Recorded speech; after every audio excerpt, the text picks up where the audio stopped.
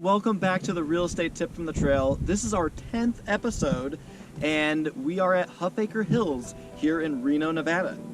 Right here behind me, you can see the Reno Tahoe International Airport. One fun fact is that this international airport, it gets its international designation because of one flight to Guadalajara, Mexico. So if you're looking for a direct flight from Reno internationally, Guadalajara is your place.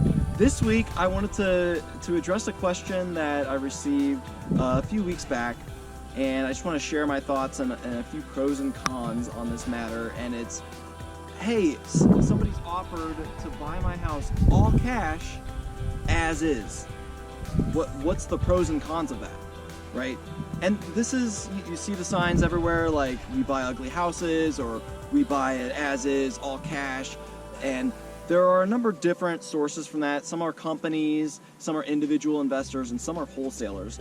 And the wholesalers are literally just getting a finder's fee for inking a contract with you. So if they were going to offer you $150,000 for your property, they would sign a contract with you, and then they'd sell it to another investor for $160,000, and they'd pocket that $10,000 as a finder's fee for themselves.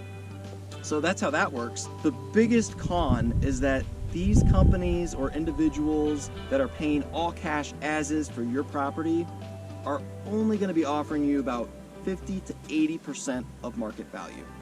So you're leaving a lot of money on the table. If you have a $300,000 property and that's the market value, why would you sell it for $220,000, right? You want to capture that extra market value.